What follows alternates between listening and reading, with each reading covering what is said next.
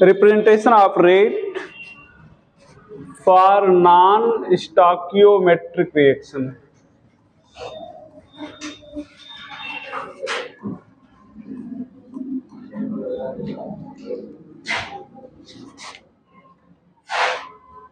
Representation of rate for non stoichiometric reaction.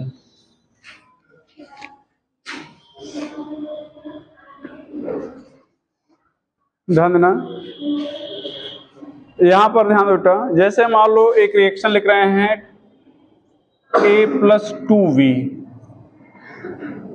+3C, मान लो ऐसा लिख रहे हैं। यहां पर मोलर रेशियो सेम नहीं है, इसको कहेंगे नॉन स्टोइकियोमेट्रिक रिएक्शन। पूरा डेरिवेट करके नहीं बता रहे, डायरेक्टली बता देना, ठीक है। यहाँ पर ध्यान देना, रेट इसका लिखना है तो ध्यान दो बेटा, यहाँ पर लिखेंगे रेट ऑफ रिएक्शन, या रेट क्यों लिख रहे हैं। यहाँ पर change in concentration divide by time taken कल बताए थे, तो यहाँ पर चेंज को हम लोग किससे दिखा रहे हैं, डी से। कंसंट्रेशन मतलब inside capital bracket upon time taken. यहाँ पर DV change in concentration divide by time taken, DC upon DT, ये हो जाएगा। रिएक्टेंट के पहले साइन माइनस, माइनस साइन क्या दिखाता है कि रेट नेगेटिव है, नहीं, कंसंट्रेशन डिक्रीज कर रहा है। कंसंट्रेशन क्या कर रहा है, डिक्रीज। तो ये रिएक्टेंट जो होंगे उनके पहले माइनस रहेगा और प्रोडक्ट के पहले प्लस, लगाते नहीं, प्लस रहेगा, लगाते नहीं है। अच्छा, इसके बाद देखना बेटा, ये जो कोफिशिएंट है इससे डिवाइड कर देते हैं। यहां पर क्या हो जाएगा, B के नीचे 2 आ जाएगा और C के नीचे क्या आ जाएगा, 3। कल कोफिशिएंट नहीं था, आज कोफिशिएंट है, तो कोफिशिएंट से डिवाइड कर देंगे रेट को। तो यहां पर देखना IE, यहां पर अगर -dV अपॉन 2dt लिख रहे हो तो ये आप रेट ऑफ रिएक्शन लिख रहे हो। क्या लिख रहे हो बेटा, रेट ऑफ रिएक्शन। और अगर -dV अपॉन dt लिख रहे हो तो rate of change of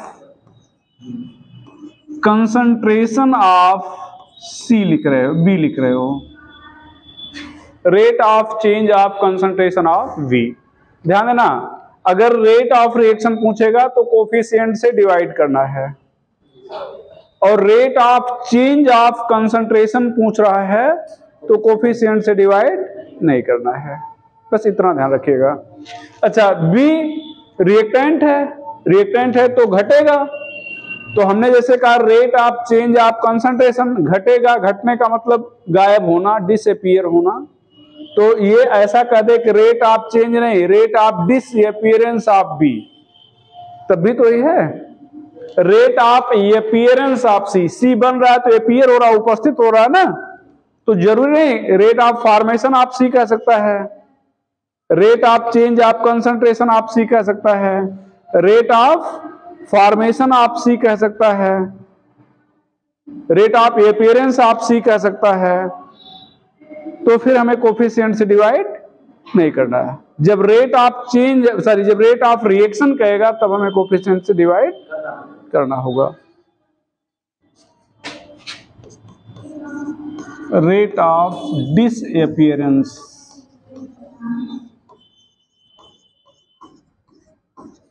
of B,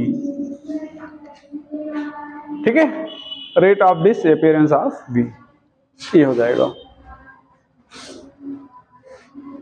ठीक भैया, आगे चलो जाए, रिमूव करें इसको।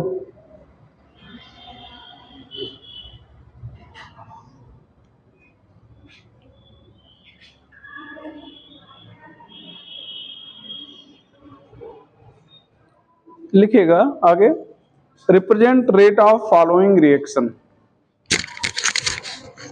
Represent rate of following reaction.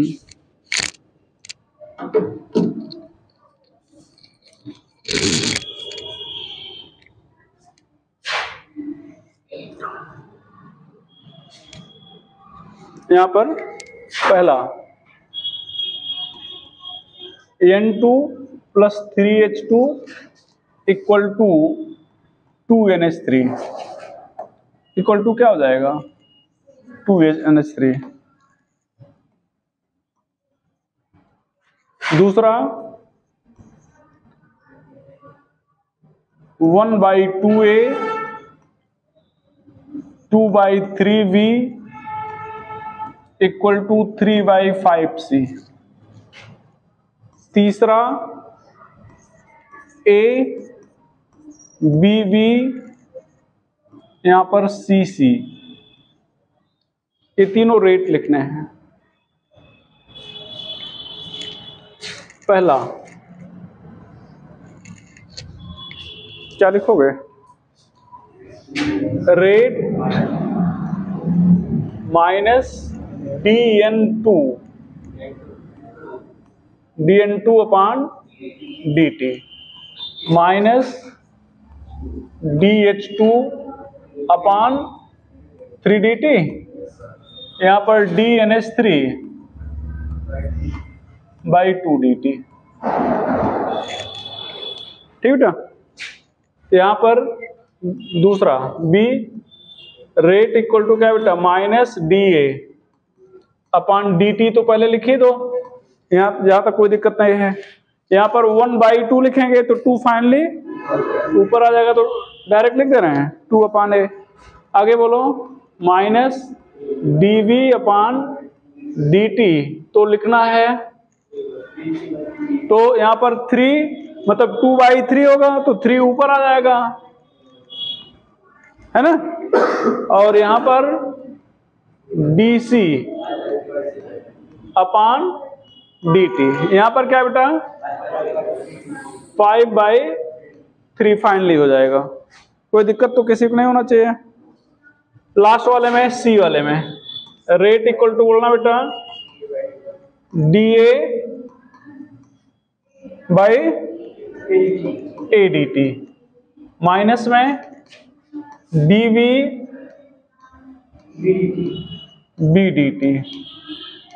Minus में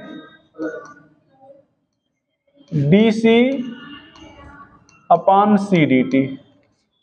ठीक है, तो तुम्हें लगता है रेट रिप्रेजेंट कर लेंगे। चलो 2-3 क्वेश्चन सॉल्व कर लिया जाए। ठीक है, तो चलो पहला क्वेश्चन भैया,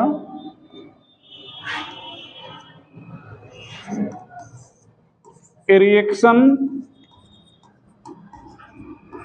is taking place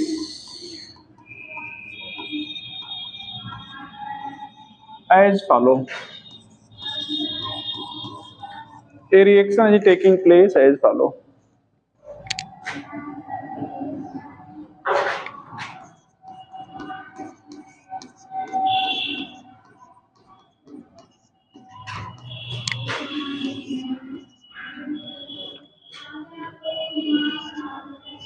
If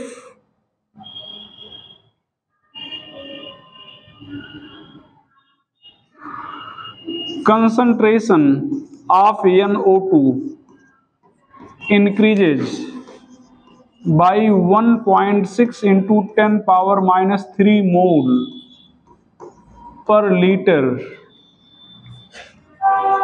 in 4 seconds, find rate of reaction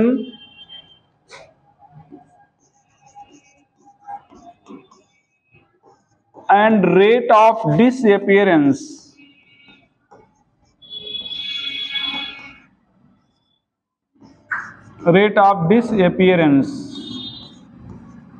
of N2O5। ये क्वेश्चन है भैया,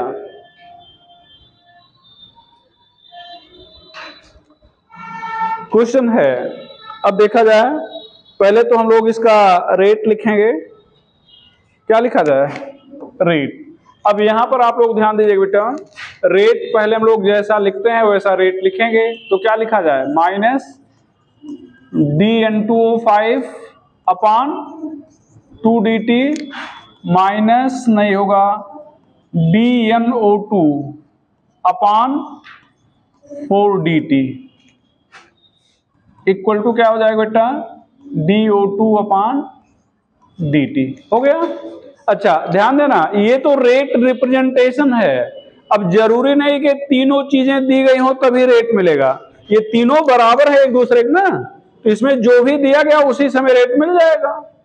तो जरूरी थोड़े सब दिया जाएगा तभी रेट निकालेंगे, नहीं, कोई एक दे दिया जाए। तो यहां पर क्या दिया गया है? NO2। अच्छा अब ध्यान देना, ये कह रहा है कि concentration of NO2 increases by इतना मोल पर लीटर। तो इंक्रीज हो या डिक्रीज हो, वही तो चेंज है भाई। आपकी जेब में 100 रुपए बढ़ गया, चेंज कितने का हुआ? अब कितना था कितना हो गया मालूम है नहीं, लेकिन 100 रुपए इंक्रीज कर गया, इसका मतलब वही तो चेंज हुआ। मान लो 100 रहा होगा, 100 इंक्रीज कर गया, आप कितना हो गया? 200। 200 माइनस 100, तो चेंज कितने का हुआ? 100 का। ठीक है, तो वही जो इंक्रीज होगा या डिक्रीज होगा वही क्या होगा? चेंज होगा। तो चेंज इन कंसंट्रेशन कितना है? यहां पर ध्यान दो, तो यहां पर हम लोग क्या लिख रहे हैं? रेट इक्वल टू DNO2 अपान क्या बेटा? 4dt। तो DNO2 में NO2 1.6 इंटू कितना बेटा? 10 पावर माइनस 3। ये 4 देखो, ये 4 आपके फार्मूले में है पहले से, और टाइम भी 4 सेकंड का है, तो 16 हो जाएगा। मतलब कितना? 1.6 इंटू 10 पावर माइनस 3 अपान 16 बराबर कितना? 10 पावर माइनस 4 आ जाएगा फाइनली, ये आ जाएगा, रेट आ गया। अब इसके बाद देखो, यही रेट जो है इसके भी बराबर है, तो फाइनल फर्दर दूसरा पार्ट आप लिख रहे हो, तो यहां पर रेट इक्वल टू क्या हो जाएगा बेटा? माइनस dN2O5 अपान क्या भैया? 2dt। तो यहां पर कितना बेटा? 10 पावर माइनस 4 माइनस dN2O5 अपान 2dt। तो अब ये दो इससे इधर मल्टीप्लाई कर दो, तो क्या हो जाएगा? Minus dN2O5 upon dt, that is rate of disappearance. Rate of क्या होगा? ये डिसअपीयरेंस हो जाएगा, ये आंसर हो जाएगा। ये क्या हो जाएगा? आंसर हो गया। तो रेट ऑफ रिएक्शन इतना 10 पावर माइनस 4 आ गया। रेट ऑफ रिएक्शन कितना आ गया बेटा? 10 पावर माइनस 4, ये रेट ऑफ रिएक्शन है, और ये 2 इंटू 10 पावर माइनस 4, ये रेट ऑफ क्या है? डिसअपीयरेंस। अगला क्वेश्चन बोल दें, रिमूव कर रहे हैं बेटा?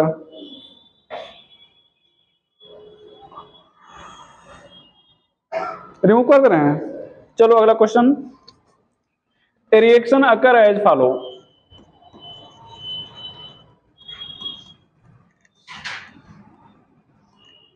अकर एज फॉलो, यहां पर N2 plus 3H2 equal to 2NH3। If DNH3 upon DT equal to 2 into 10 power minus 3 mole per litre per second, find rate of reaction and rate of change of concentration of H2, rate of change of concentration of H2। देखना बेटा भैया, तो पहले तो rate लिख डालो। Rate क्या लिखने जा रहे हो, minus D N two upon D T D H two है ये, अपॉन क्या हो जाएगा 3dt, और यहां पर क्या बेटा DNH3 अपॉन 2dt। अब यहां पर रेट फिर से लिख रहे हैं, क्या दिया गया है, NH3 दिया गया ना, तो यहां पर ध्यान दो बेटा, रेट आपको पता करना है, ये रेट के बराबर है, और यहां पर जो दिया गया है कहां पे, ये चीज दी गई, देखो ध्यान से, यहां पर 2 नहीं है, तो अगर यहां 2 आ जाए तो रेट हो जाएगा ना, तो इधर 2 आएगा तो इधर भी 2 आएगा, और 2 कहां आ रहा है, नीचे या ऊपर, नीचे, तो अगर यहाँ 2 नीचे आएगा तो यहाँ पर भी 2 नीचे आएगा, तो इसका मतलब यहाँ पर क्या लिखें 2 इंटू 10 पावर -3 इक्वल टू क्या है DNH3 अपॉन DT है ना भैया, ये तो दिया गया है। अब यहां पर क्या कर रहे हो बेटा 2, तो यहां पर भी क्या करोगे 2, ये हो गया रेट और ये हो गया कैंसिल, तो रेट इक्वल टू क्या हो गया बेटा, रेट इक्वल टू क्या 10 power -3 mole per litre per second. Further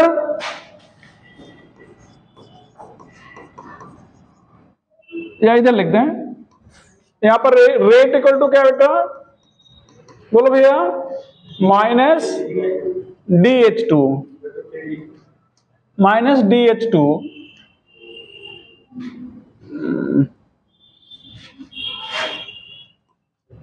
upon 3dt। Rate कितना है 10 पावर -3, यहां पर -DH2 upon 3dt।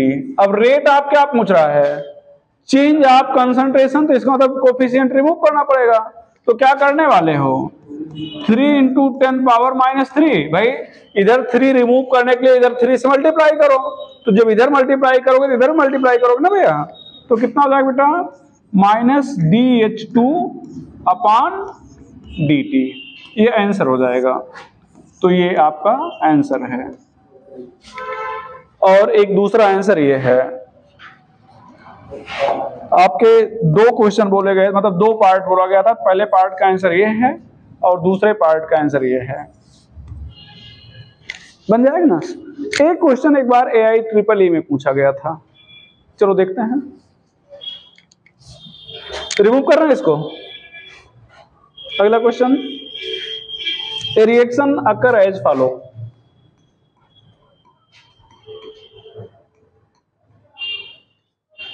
A reaction occur as follow, लिख लो reaction, A reaction occur as follow, find rate of change of concentration of A in terms of B, find rate of change of concentration of A in terms of V। हम आपको option दे रहे हैं,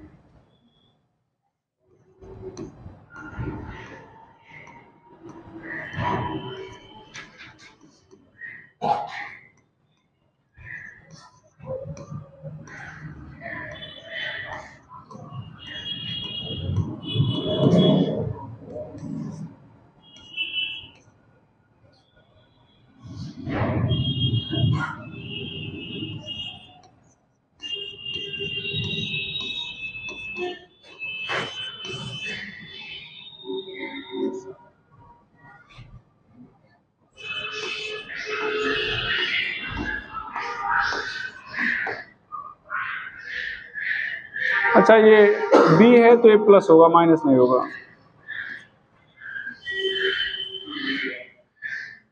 B है तो plus होगा, क्या option होगा B। कितने लोग इस पे सहमत हैं B पे, ज्यादातर लोग सहमत हैं? चलो देख लिया जाए। यहाँ पर पहले इसका रेट लिख लिया जाए भैया। तो रेट क्या लिखो बेटा, minus D A upon D T, यहाँ पर डी वी अपॉन क्या, डी टी, यहाँ पर क्या हो जाएगा 2, यही तो, और यहाँ पर 1/2 है, तो यहाँ पर 1/2 रखोगे तो 2 फाइनली ऊपर आ जाएगा। ये क्या है, रेट। और ये rate of disappearance of A, मतलब rate of change of concentration of A पूछ रहा है, तो इसका मतलब ये कोफिशिएंट हटाना पड़ेगा ना। कोफिशिएंट ऊपर है या नीचे, ऊपर, नीचे रहता है तो मल्टीप्लाई करते हैं, ऊपर है तो डिवाइड करेंगे। यहाँ पर 2 से डिवाइड कर दिया जाए तो कट जाएगा, और इधर जब 2 से डिवाइड करोगे तो पूरे को 2 से डिवाइड करना पड़ेगा ना, तो इसका मतलब इसको भी आप क्या करेंगे, तो यहाँ पर आर करके आप लिख सकते हैं, यहाँ पर D A upon D T, यहाँ पर क्या हो जाएगा भैया, डी वी अपॉन 4dt। तो ये rate of change of concentration of A है, और किसके बराबर है, इसके बराबर। तो इसको ढूंढना ऑप्शन में है कहीं पे, क्या है, बी वाला। तो बी वाला जो बच्चे बता रहे थे वो सही बता रहे थे, ठीक है। तो इस तरह के क्वेश्चन आप थोड़ा और प्रैक्टिस करेंगे, ठीक है। अब हम लोग चर्चा आज थोड़ा सा शुरू कर रहे हैं कोलिजन थ्योरी पे। किस पे चर्चा कर रहे हैं, कोलिजन थ्योरी पे। तो आपकी अगली हेडिंग जो होगी वो होगी बेटा कोलिजन थ्योरी। तो यहां पर हम लोग बात करें अगर, तो कोलिजन थ्योरी,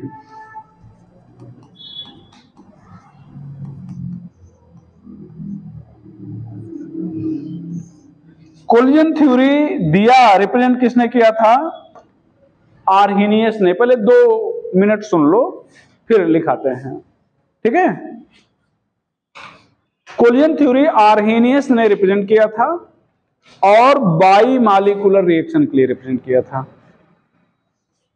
इनके अकॉर्डिंग कि किसी भी रिएक्शन के लिए मॉलिक्यूल को कोलाइड करना, रिएक्टेंट मॉलिक्यूल को कोलाइड करना कंपलसरी है, बिना कोलिजन के रिएक्शन नहीं होगा।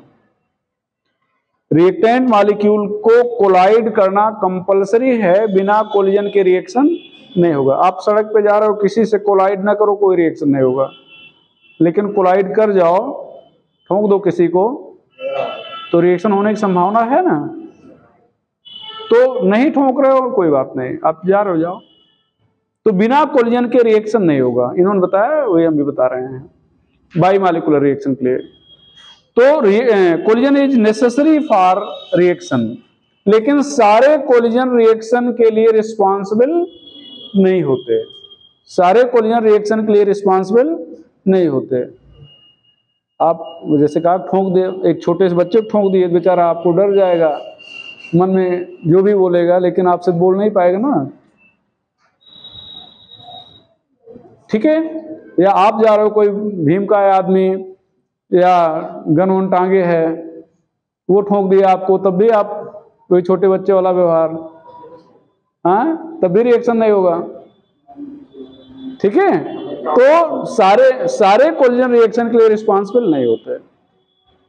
तो रिएक्शन के लिए ऐसे कोलिजन रिस्पॉन्सिबल होते हैं, मतलब जिनको हम लोग इफेक्टिव कोलिजन कहते हैं। Only effective collision are responsible for reaction. तो इफेक्टिव कोलिजन कब होगा, इसके लिए 2 चीजें हैं। एक तो जो रिएक्टेंट मॉलिक्यूल है उसके पास एक मिनिमम एनर्जी हो, रिएक्टेंट मॉलिक्यूल के पास क्या हो, एक मिनिमम। देखो हम मिनिमम नहीं करें, मिनिमम का मतलब सबसे कम होगा, एक मिनिमम मतलब एक सर्टेन वैल्यू। तो एक सर्टेन वैल्यू जो है उसको हम लोग कहेंगे, एक मिनिमम एनर्जी को उसको कहेंगे थ्रेशोल्ड एनर्जी। अगर थ्रेशोल्ड एनर्जी नहीं है तो रिएक्शन नहीं होगा। और दूसरा है कि जो रिएक्टेंट मॉलिक्यूल हैं उनका ओरिएंटेशन प्रॉपर होना चाहिए।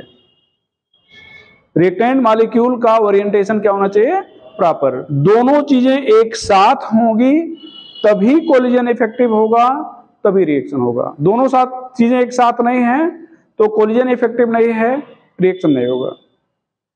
बात समझ आ गई ना।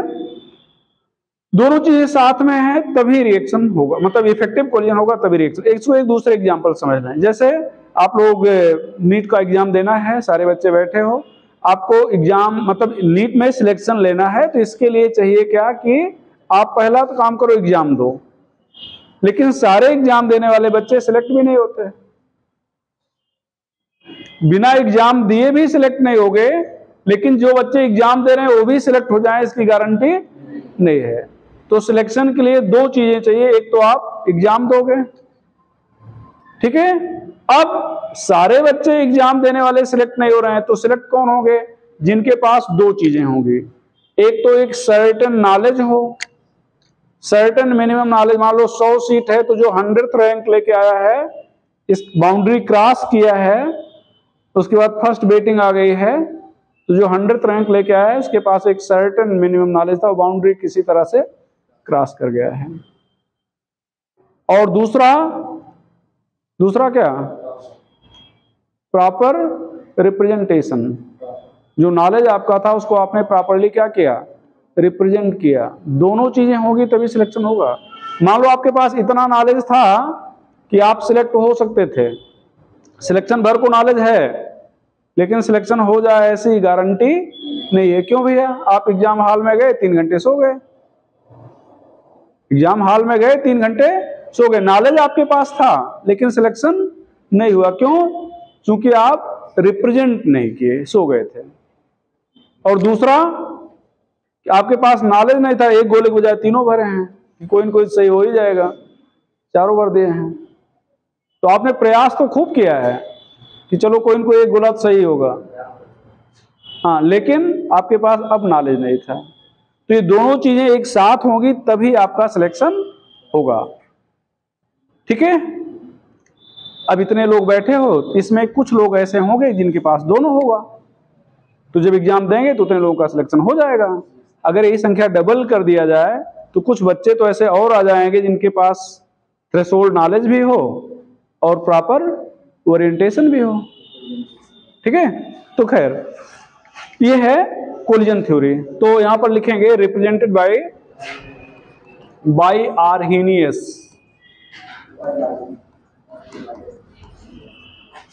For bimolecular reaction.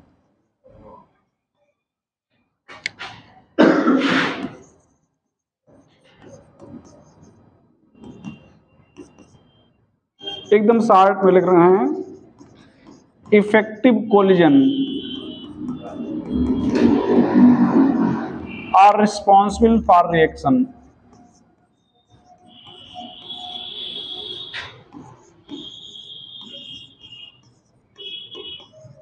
बल्कि चाहे ओनली इफेक्टिव कर सकते हो,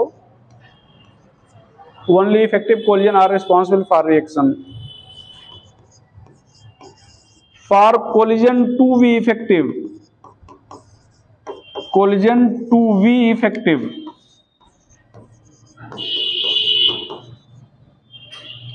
molecule, reactant molecule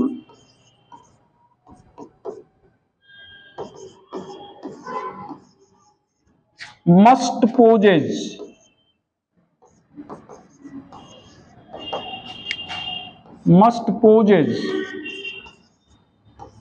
a certain minimum energy, must possess a certain minimum energy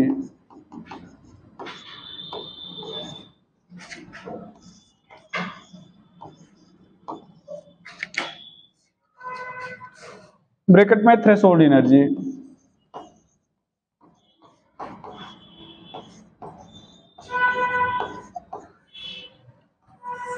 And should be properly oriented, should be properly oriented।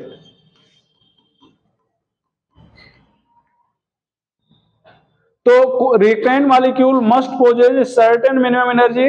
इस सर्टेन मिनिमम एनर्जी क्या कहेंगे? थ्रेशोल्ड एनर्जी कहेंगे। और शुड बी प्रॉपरली ओरिएंटेड, तो मतलब इनके पास ये threshold energy होनी चाहिए ये, और इनका ओरिएंटेशन प्रॉपर होना चाहिए। ये दोनों चीजें अगर नहीं है तो फिर रिएक्शन नहीं होगा, मतलब कोलिजन इफेक्टिव नहीं होगा, कोलिजन इफेक्टिव नहीं होगा, ठीक बेटा। अच्छा, यहां पर थ्रेशोल्ड एनर्जी अगर आपसे कहा जाए क्या है threshold energy, threshold energy, minimum energy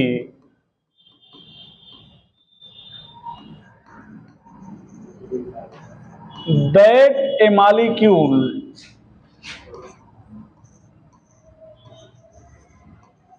must possess to take part in reaction.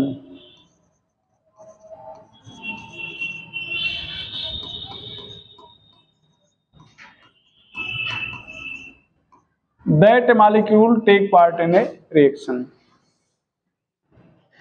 ध्यान देना बेटा, थ्रेशोल्ड एनर्जी को THE शार्ट में लिख रहे हैं। यहां पर threshold energy equal to kinetic energy plus activation energy.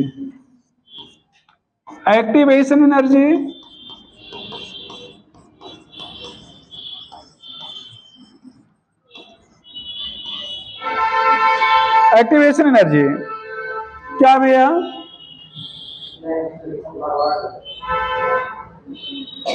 Activation energy क्या है?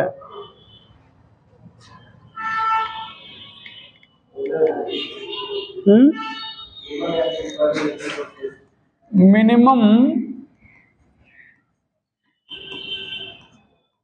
Energy required to take part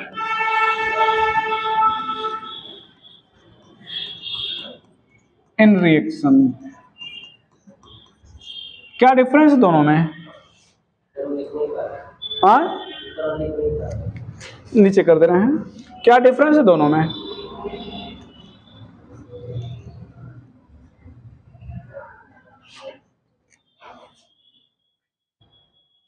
समझा पाओगे क्या डिफरेंस है? एक वर्ड का डिफरेंस है। यहां पर क्या लिखे हैं? यहां पोजेज और यहां रिक्वायर्ड, बाकी वही है। क्या डिफरेंस है? कौन समझाएगा? बहुत आसान सा डिफरेंस है, लेकिन समझना बहुत बारीक है। जैसे हमारे हाथ में ये पेन है, इस पेन का दाम मान लो 10 रुपए है। आप इस पेन को खरीदना चाह रहे हो, आपके जेब में कितना होना चाहिए? 10 रुपए। 10 रुपए होना चाहिए। You should must possess 10 rupees in your pocket. आपके पॉकेट में 10 रुपए उपस्थित होना चाहिए। और है कितना? 8। तो रिक्वायर्ड वैल्यू कितना है? रिक्वायर्ड कितना है? 8 है और खरीदना है 10 है। 2 भाई, 8 तो है। आपके पास 8 रुपए है। अब अगर 2 रुपए मिल जाए तो आप इसको परचेज कर लोगे। तो रिक्वायर्ड वैल्यू कितने की है? 2। 8 रुपए क्या इसमें? काइनेटिक वैल्यू है, जो लेके आप चल पड़े थे। 8 रुपए क्या है?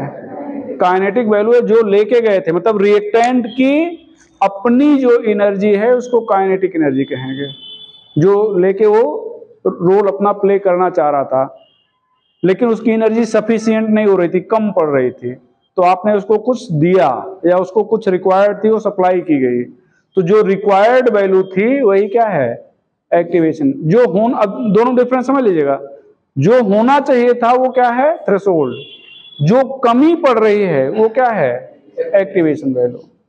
भाई आप मान लो 8 रुपए लेके खरीदने गए हो, खरीदना आपको जरूरी है, आप खड़े हो दुकान पे, नहीं खरीद पा रहे हो, आपका दोस्त मिल गया, पूछा हाल चाल, बताया यार 2 रुपए करीब, 2 रुपए दे के आपको एक्टिवेट कर दिया, हाँ खरीदो कोई बात नहीं, ठीक है।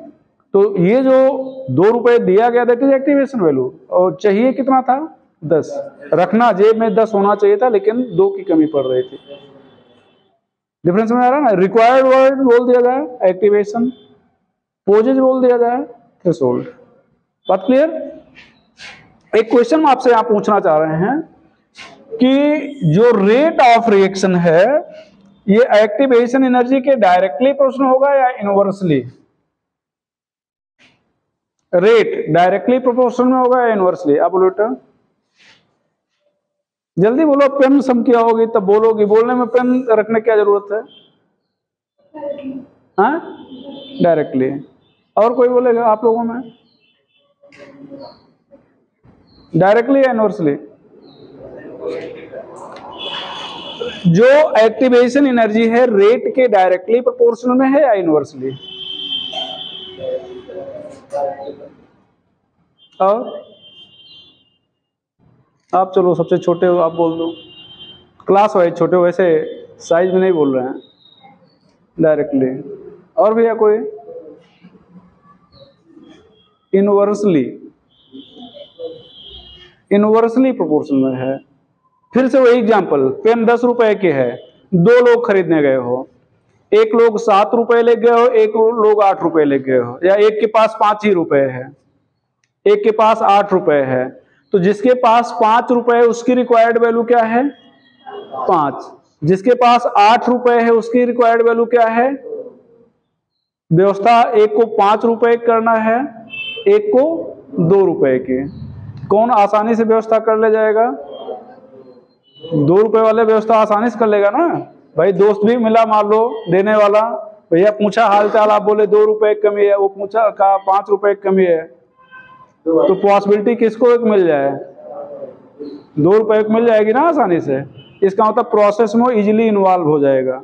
तो एनर्जी कहने पर लगता है कि एनर्जी अरे ज्यादा है तब तो रेट ज्यादा होगा, रिक्वायर्ड वैल्यू ज्यादा है। एक्टिवेशन एनर्जी का क्या मतलब? रिक्वायर्ड वैल्यू ज्यादा है।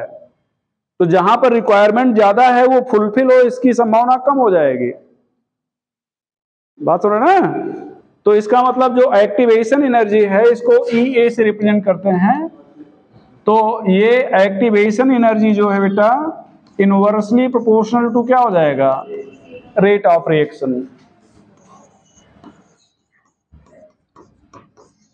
एक्टिवेशन एनर्जी, अच्छा रेट कम होगा तो रेट कांस्टेंट भी कम होगा, रेट कांस्टेंट के भी इनवर्सली प्रोपोर्शनल होगा। कि आपके बुक में, ऑब्जेक्टिव बुक में क्वेश्चन बने हुए हैं, उतना टाइम नहीं कि हम क्वेश्चन लिखा के कराएं, हाँ आंसर उनका हम बता दे रहे हैं। क्वेश्चन है कि 2 रिएक्शन है, पहला रिएक्शन दूसरा रिएक्शन, ठीक है। पहले की एक्टिवेशन एनर्जी EA1 है, दूसरे की EA2 है। अगर EA1 ज्यादा है EA2 से तो R1 और R2 में क्या रिलेशन होगा? इनवर्सली प्रोपोर्शनल है ना। तो अगर EA1 ज्यादा है इसका मतलब R1 क्या होगा? कम होगा। दूसरा क्वेश्चन रेट कांस्टेंट के लिए है कि अगर EA1 is greater than EA2 तो K1 और K2 में क्या रिलेशन होगा? K1 is less than K2। तो यहां पर हम डायरेक्टली बस आंसर बता दे रहे हैं, ठीक है। तो यहां पर क्या था बेटा, नोट करके, if EA1 is greater than EA2 then R1 less than R2 और K1 less than क्या हो जाएगा? KA2। कोई प्रॉब्लम तो नहीं? क्वेश्चन नहीं लिखा रहे हैं, बस आंसर बता दे रहे हैं, ठीक है। तो अगर मतलब पहले रिएक्शन की एक्टिवेशन एनर्जी ज्यादा है दूसरे रिएक्शन से तो पहले रिएक्शन का रेट कम होगा, पहले रिएक्शन का रेट कांस्टेंट भी दूसरे रिएक्शन से क्या हो जाएगा? कम हो जाएगा। हो गया? अच्छा, अब अगर आपसे कहा है कि एक्टिवेशन एनर्जी टेम्परेचर पर डिपेंड करेगी, कैसे? हाँ, रिलेशन छोड़ो, डायरेक्ट कॉन्सेप्ट समझो, रिलेशन छोड़ दो, रिलेशन भूल गए हैं, मालूम ही नहीं हमें रिलेशन। रिलेशन कहां पहुंच रहे हो? कॉन्सेप्ट समझो। एक्टिवेशन एनर्जी डिपेंड करेगी, डिपेंड करेगी। यहां पर ध्यान दो, इधर आओ, इधर देखो। अभी यहां पर लिखे थे थ्रेशोल्ड एनर्जी लिखे थे ना भैया, यहां पर KE प्लस क्या लिखे थे? EA, ये थ्रेशोल्ड एनर्जी होना है। अब काइनेटिक एनर्जी डायरेक्टली प्रोपोर्शनल क्या होता है? टेम्परेचर के होता है ना। अब मान लो इन दोनों का योग 10 रुपए होना है, इन दोनों का योग कितना होना है? 10 रुपए, और टेम्परेचर बढ़ा रहा है तो ये वैल्यू बढ़ रही है, तो इसका मतलब ये क्या होगा? चाहिए तो हमें यही ना, चाहिए तो हमें थ्रेशोल्ड एनर्जी है। तो अब आप टेम्परेचर बढ़ाओगे तो काइनेटिक एनर्जी क्या होगी? बढ़ती जाएगी। तो काइनेटिक एनर्जी बढ़ती जाएगी, इसका मतलब मान लो ये 8 था तो ये 2 था, ये 7 था तो ये 3 था, ये 5 है तो ये भी 5 हो जाएगा, ये घट रहा है तो बढ़ रहा है। अब ये 5 है तो 5 है, 6 है तो 4 हो जाएगा, 7 है तो 3 हो जाएगा। तो टेम्परेचर बढ़ने पर काइनेटिक एनर्जी बढ़ जाती है, तो काइनेटिक एनर्जी बढ़ जाती है, इसका मतलब एक्टिवेशन एनर्जी क्या हो जाएगी, घट जाएगी। तो टेम्परेचर इज, ये थर्ड पॉइंट है, activation energy is inversely proportional to temperature. अच्छा, activation energy fourth point, catalyst से कैसे, कैटलिस्ट क्या होते हैं? नहीं, और what are catalyst? Catalyst are those substance which alter the rate of reaction, परिवर्तित करते हैं, बढ़ाते नहीं हैं। बढ़ा रहे हैं तो पॉजिटिव, घटा रहे हैं तो नेगेटिव। भाई दो लोग लड़ाई कर रहे हैं, आप पहुंचे बोले ऐसा ऐसा बोल मजा आएगा, तो आप पॉजिटिव कैटलिस्ट हुए। अगला कह रहा नहीं ये अच्छी बात नहीं है, तो नेगेटिव कैटलिस्ट हुआ, तो दोनों कैटलिस्ट हैं। ठीक है, तो कैटलिस्ट का मतलब ये नहीं कि अच्छा दिमाग हमारे फीड होता है, कैटलिस्ट का मतलब रेट को बढ़ा देना, नहीं। कैटलिस्ट पॉजिटिव होंगे नेगेटिव भी होंगे, पॉजिटिव है तो रेट को बढ़ाएंगे, नेगेटिव है तो रेट को घटाएंगे। तो इसका मतलब catalyst alter the rate of reaction, और जब ये रेट को मतलब क्या करेंगे, अल्टर करेंगे, तो इसका मतलब एक्टिवेशन एनर्जी को चेंज करेंगे, हम ये नहीं बोलेंगे घटाएंगे या बढ़ाएंगे। तो catalyst alter the activation energy, catalyst alter the activation energy.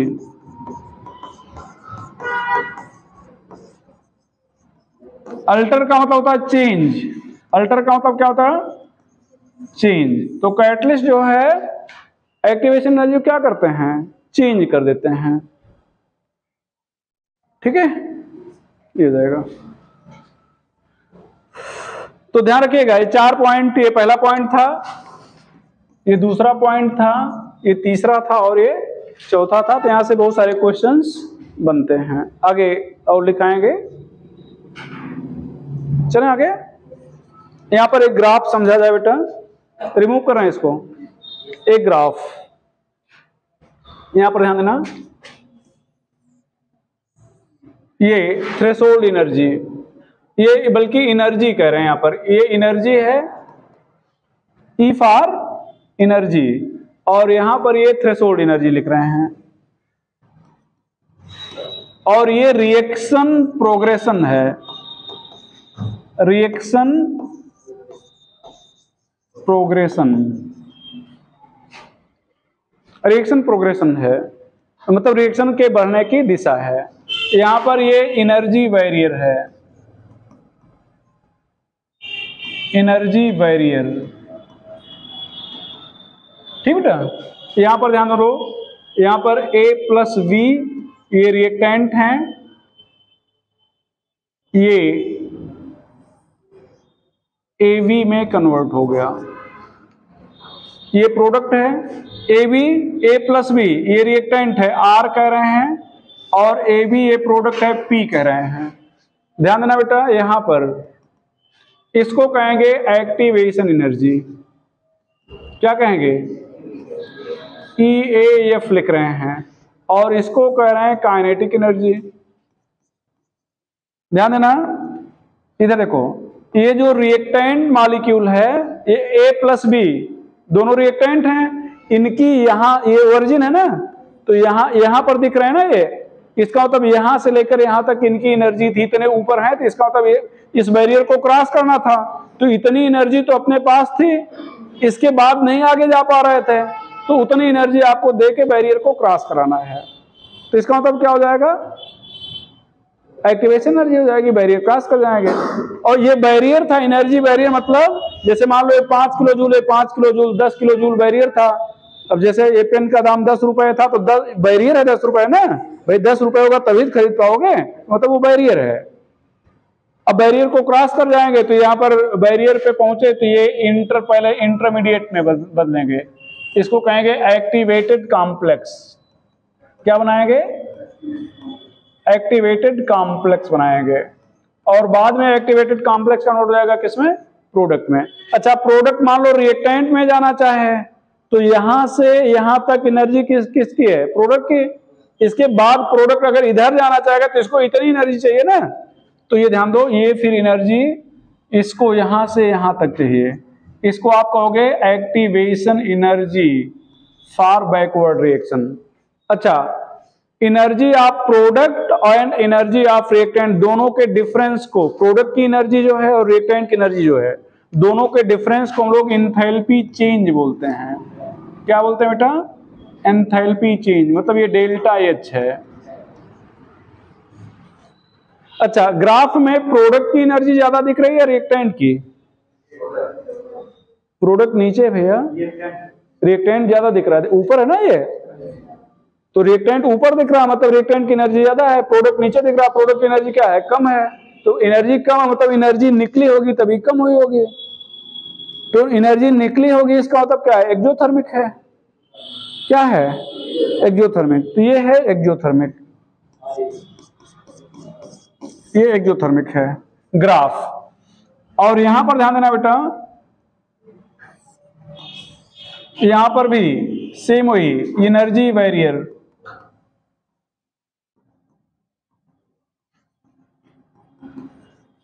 यहां पर A plus B, A B में ये प्रोडक्ट हो गया और ये क्या हो गया? रिएक्टेंट। इसको एनर्जी ई फॉर एनर्जी, और यहां से लेकर यहां तक ये थ्रेशोल्ड एनर्जी है, यहां से लेकर यहां तक क्या है? ये थ्रेशोल्ड एनर्जी। इसको आप क्या कह रहे हो? Kinetic energy. और इसको क्या कह रहे हो बेटा? ईएएफ। और अगर ये प्रोडक्ट इधर जाना चाह रहा है तो क्या कहोगे? E B. यहां पर ये एक्टिवेटेड कॉम्प्लेक्स बन गया।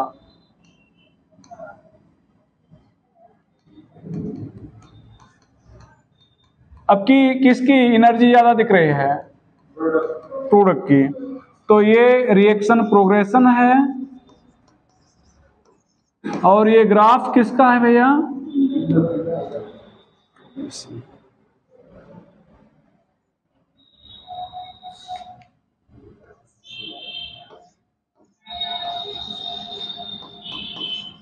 एंडोथर्मिक का। क्यों? चूंकि प्रोडक्ट की एनर्जी क्या है? ज्यादा है। इसको बना लो, यहां पर भी डेल्टा एच छूट रहा है।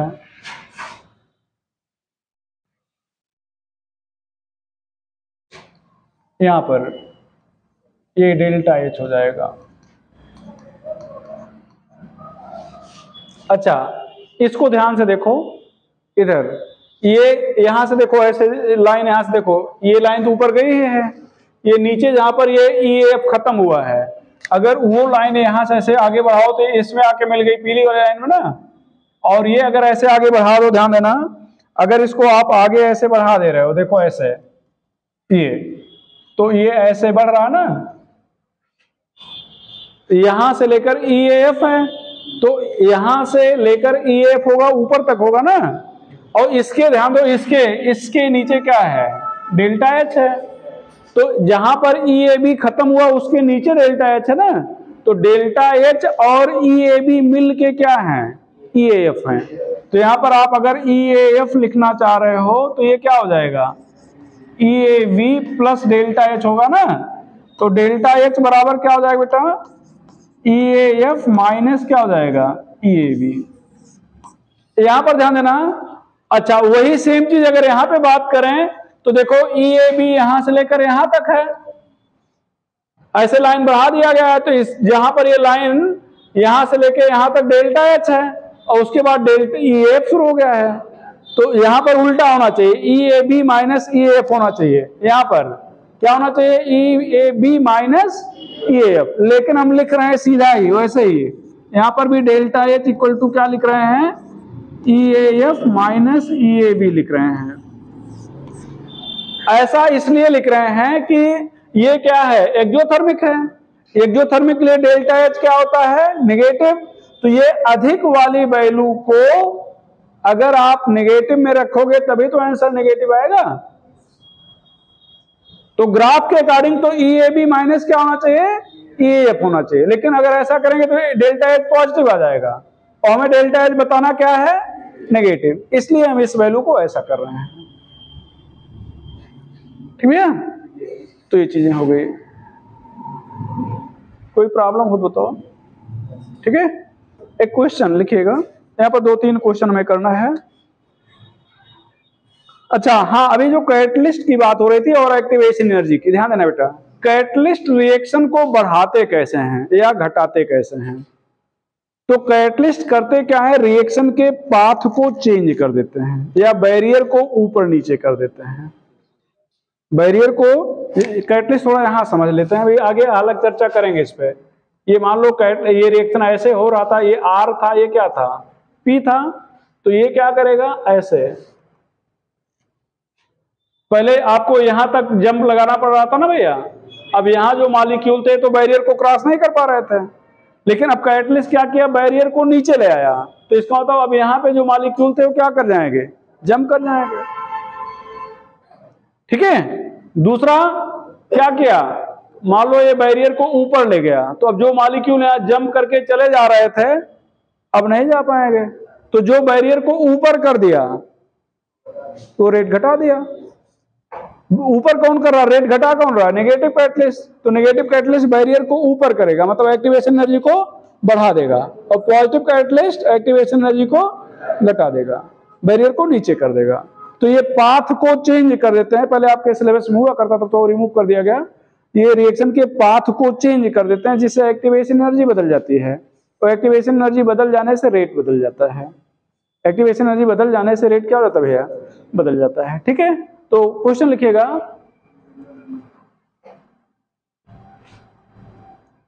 फॉर ए एक्सोथर्मिक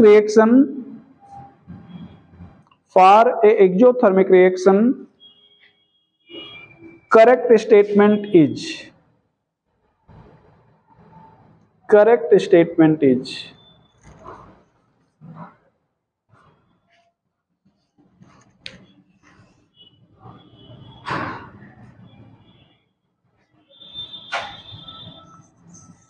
हम आपको एक आइडिया दे रहे हैं किस तरह क्वेश्चन पूछ सकते हैं। EAF greater than delta H, EAV greater than delta H,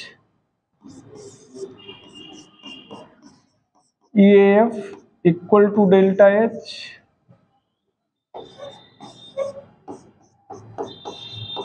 EAV equal to delta H.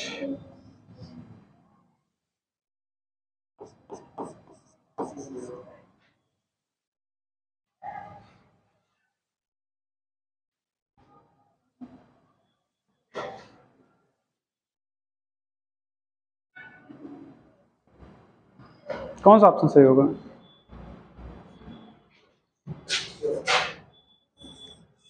Exothermic reaction है, ऐसे देखो ये R किस में बदल रहा है, P में, P की एनर्जी कम है ना, P की एनर्जी क्या है, ऐसे समझो।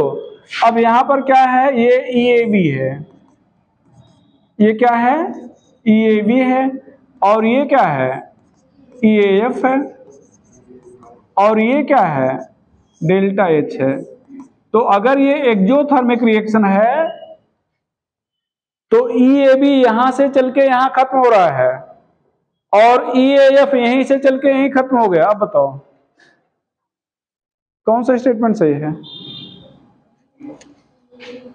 EAB greater than delta H, पक्का नहीं, वही सही है। ग्राफ में भले बराबर दिख रहा हो, देख लो ग्राफ से भले बराबर दिख रहा हो, लेकिन वो बराबर नहीं माना जाएगा, वो आगे पीछे है। पैरेलल होता तब पता चलता बराबर है, या जैसे दो लोग दौड़ रहे हैं तो जब पैरेलली दौड़ोगे तब पता चलेगा ना कौन तेज दौड़ रहा है कौन धीरे दौड़ रहा है। एक आगे दौड़ रहा है दूसरा पीछे उसके लगा हुआ है, तब कैसे बता पाओगे कौन तेज दौड़ रहा है कौन धीरे दौड़ रहा है? नहीं, आगे शुरू ही किया है, ऐसे थोड़ा को दौड़ते दौड़ते आगे पहुंच गया है। वो आगे खड़ा ही था, आगे दौड़ रहा है, और दूसरा पीछे खड़ा था, पीछे दौड़ रहा है। जब आगे पीछे तब कैसे बताओगे कौन तेज है कौन धीरे है? पैरेलल होंगे तब पता चलेगा ना कौन तेज है कौन धीरे है। तो ये पैरेलल दौड़ रहे हैं, देख लो, ये पैरेलल दौड़ रहे हैं, ये रुक गया, ये चलता जा रहा है। ये भले ग्राफ से बराबर दिख रहा है, इसको नहीं बताएंगे, ध्यान रखिएगा। फिर से हम आपको क्लियर कर रहे हैं, ये ग्राफ में बराबर दिख रहा होगा तब भी ये सही नहीं माना जाएगा। ये जो पैरेलल दिख रहा है वो उससे कंपेयर करेंगे, ठीक है। तो यहां पर क्या होगा भैया, बी ऑप्शन। चलिए, फॉर ए रिएक्शन अगला क्वेश्चन है ई। क्या ए और सी कैसे होगा? ए कैसे बताओगे? वही तो आपको अभी बता रहे हैं। ए का मतलब आप क्या कर रहे हो कि ये ज्यादा है या कम है, कैसे बताओगे जब आगे पीछे है? तो वही तो आपको बता रहे हैं कि आगे पीछे है तब कैसे बताओगे, मतलब तेज दौड़ रहा है, बराबर दौड़ रहा है, कम दौड़ रहा है, कैसे बताओगे? तब उसको बताने के लिए पैरेलल होना चाहिए। पैरेलल किसके है? पैरेलल ईएबी के है ना, तब ईएबी से कंपेयर करो, जिसके पीछे लगा उससे कंपेयर करना ही नहीं है, ठीक भैया। वही तुम आपको इसी चीज को तुम पहले आपको क्लियर किए कि ग्राफ भले बराबर दिख रहा है लेकिन हम बराबर वाले को नहीं बोलेंगे, ठीक है, कि नहीं तो वहां स्केल रख के नापने लगो, जिसके पैरेलल होगा उसी से कंपेयर करना है। चलिए अगला question, for a reaction value of EAF and EAB, for a reaction value of EAF and EAB is respectively, value of EAF and EAB is respectively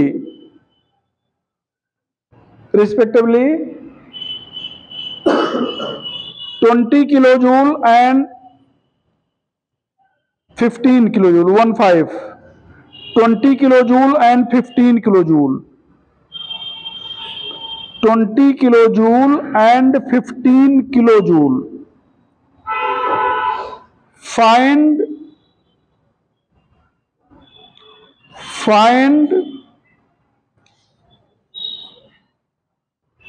value of enthalpy change, value of enthalpy change या enthalpy change of reaction, enthalpy change of reaction। तो क्या हो जाएगा?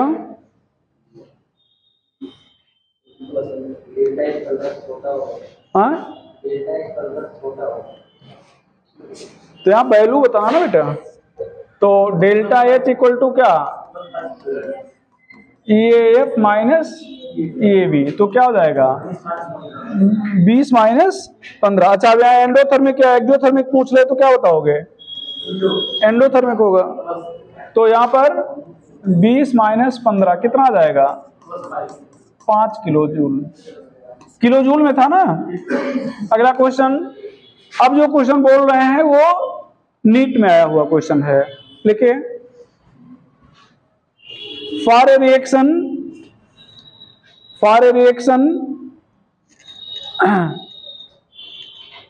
EAF and EAB,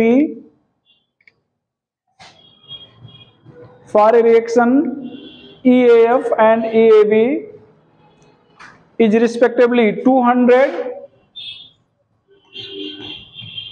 and 180 kilojoule, 200 and 180 kilojoule. On using catalyst,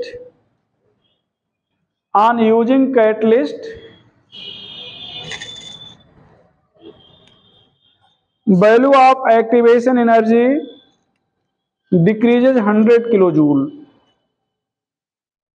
value of activation energy decreases 100 kilojoule value of activation energy decreases 100 kilo joule. Find enthalpy change of reaction, find enthalpy change of reaction. यहां पर ध्यान दो बेटा, इधर ध्यान दो। Enthalpy change of reaction आपको बताना है। तो ये EAF कितना था 200 और EAB कितना बेटा 180। ध्यान दो, ऑन यूजिंग कैटलिस्ट, बस आपको थोड़ा दिमाग लगाना है। यूजिंग कैटलिस्ट और अभी आपको समझा चुके हैं। तो यहां पर EAF डैश कितना हो जाएगा 200 माइनस 100 बराबर कितना भैया 100। EAB डैश यहां पर कितना 180 माइनस 100 बराबर कितना 80। तो डेल्टा H बराबर कितना EAF dash minus EAB dash बराबर कितना भैया 100 माइनस 80 बराबर कितना 20 किलो जूल।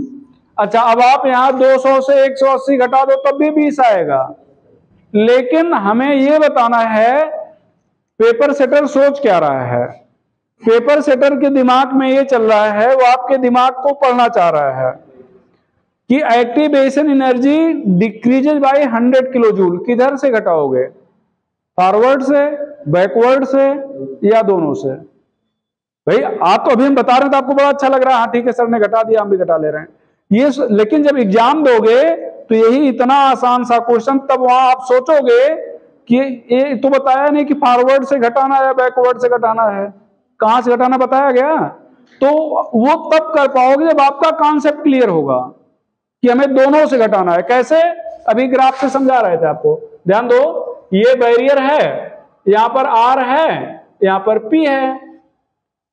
अब जब आप कैटलिस्ट यूज करोगे तो बैरियर को क्या करेगा नीचे ले आएगा।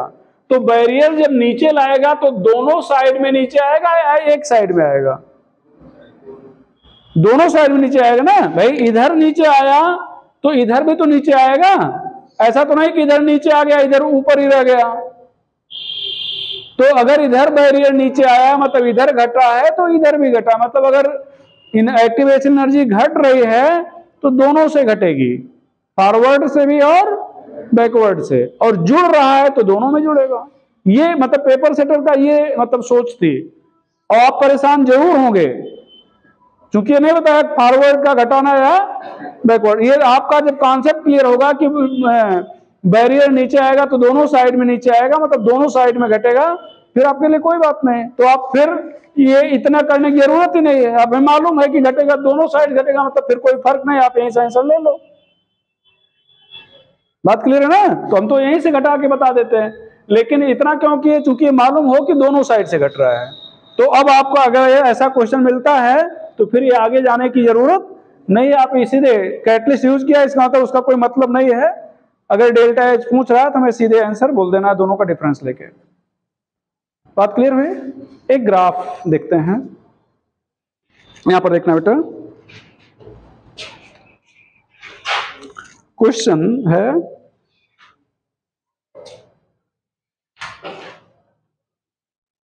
an exothermic chemical reaction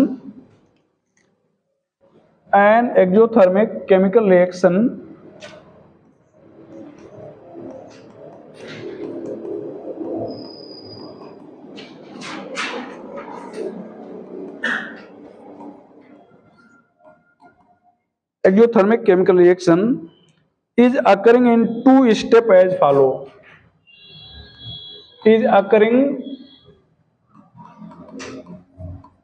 in two steps as follow.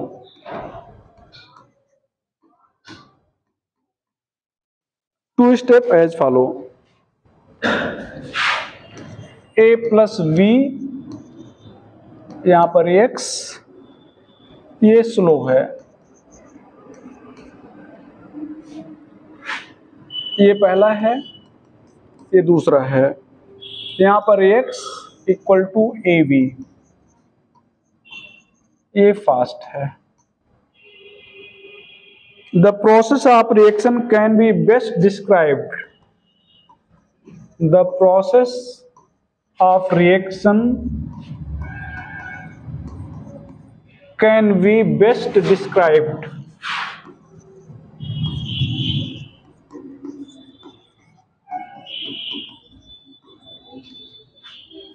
by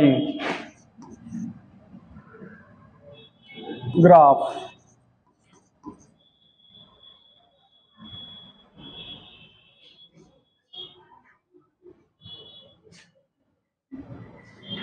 यहां पर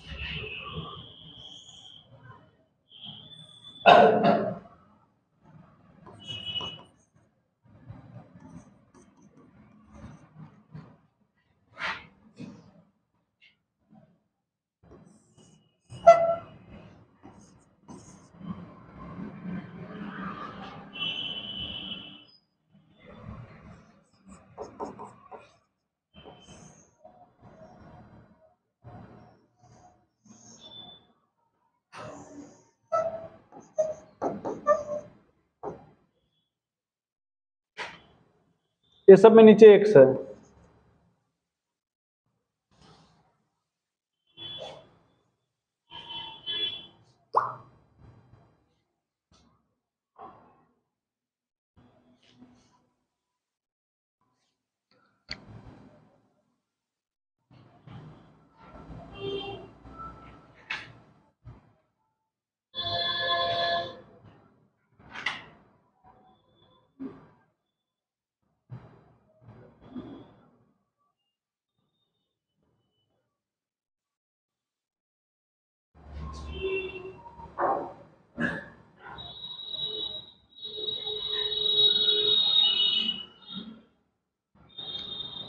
अब देखना बेटा, बन गया ग्राफ, समझिए। हाँ, जल्दी करो।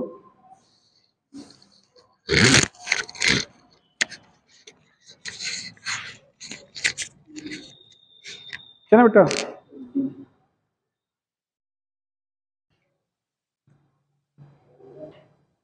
चला जाके देखो, बी नहीं हो सकता। बी क्यों नहीं हो सकता? सिंगल स्टेप है, डायरेक्टली बदल गया, एक ही स्टेप बदल गया, ये सिंगल स्टेप रिएक्शन हो ही नहीं सकता। ए नहीं हो सकता, क्यों? ये देखो, ये ग्राफ छोटा है ना और ये ग्राफ बड़ा है, इसका मतलब ये एक्टिवेशन एनर्जी कम चाह रहा है, तो ये फास्ट होगा, और ये एक्टिवेशन एनर्जी ज्यादा चाह रहा है, इसका मतलब ये स्लो होगा। और पहला स्लो है, पहला क्या है, तो इसका मतलब ये भी नहीं होगा। तो पहला स्लो है मतलब, तो इसका मतलब पहला ग्राफ ऊपर होना चाहिए और दूसरा क्या होना चाहिए, नीचे। पहला ऊपर है, पहला ऊपर है, मतलब ये भी हो सकता है, ये भी हो सकता है। अब जो वर्ड यूज किया एक्सोथर्मिक, एक्सोथर्मिक मतलब प्रोडक्ट की एनर्जी कम होनी चाहिए, प्रोडक्ट की एनर्जी ऊपर दिख रही है, प्रोडक्ट की एनर्जी, क्लियर? तो इस तरह से कोई प्रॉब्लम है यहां? चलो आगे निकालिएगा, factor affecting rate of reaction. Remove करें इसको, factor affecting rate of reaction.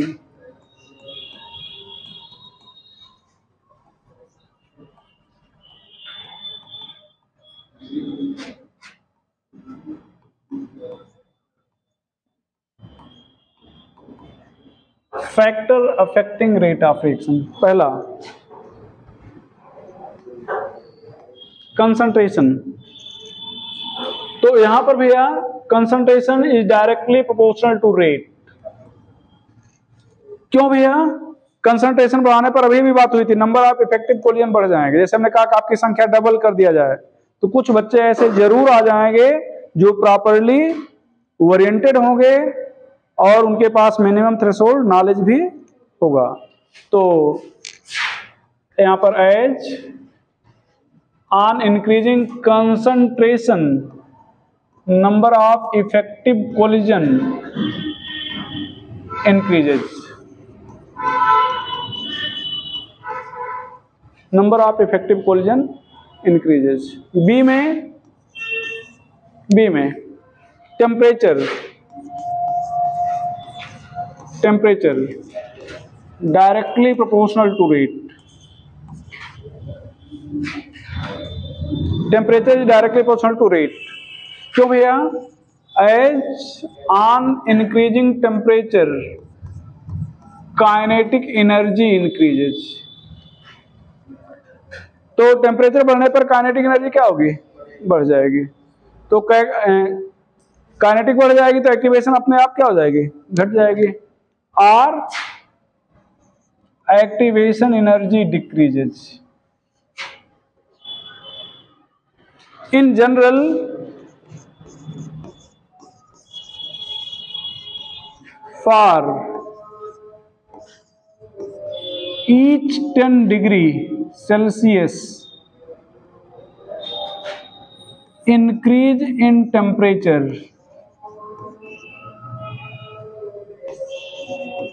rate increases by 2 to 3 times.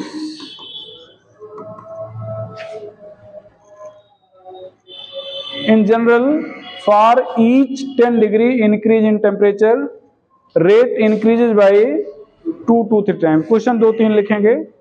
2 question. पहला बेटा, पहला question, on increase in temperature by 10 degree Celsius, rate increases by 2 times, 2 to 3 times, 3 times, 4 times। क्या बोलेंगे? 2 to 3 times। Option, question आपका वही है, option बदल दे रहे हैं। 2 टाइम, 3 टाइम, 4 टाइम, 5 टाइम। अब क्या बोलेंगे? 2 टाइम्स। वास्तव में ये जो बढ़ता है ये 2.2 टाइम बढ़ता है। कितना बढ़ता है? 2.2 टाइम। तो 2.2 जो है वो 2 के ज्यादा नजदीक है। इसलिए हम लोग क्या बोलेंगे, अगर अकेला अकेला है, एक साथ नहीं दिया गया है, तो क्या बोलेंगे बेटा? 2 to 3 टाइम्स। एक और क्वेश्चन जो आया हुआ क्वेश्चन है, नीट का ही क्वेश्चन है, ध्यान रखिए।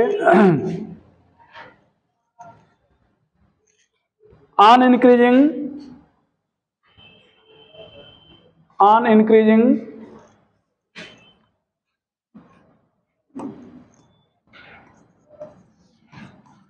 Temperature of reaction from 10 Kelvin to 100 Kelvin, rate increases by 18 times, 20 times,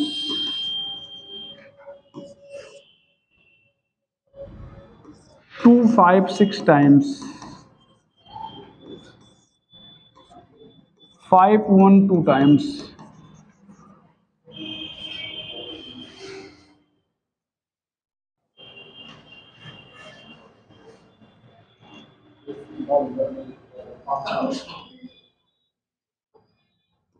क्या हो जाएगा?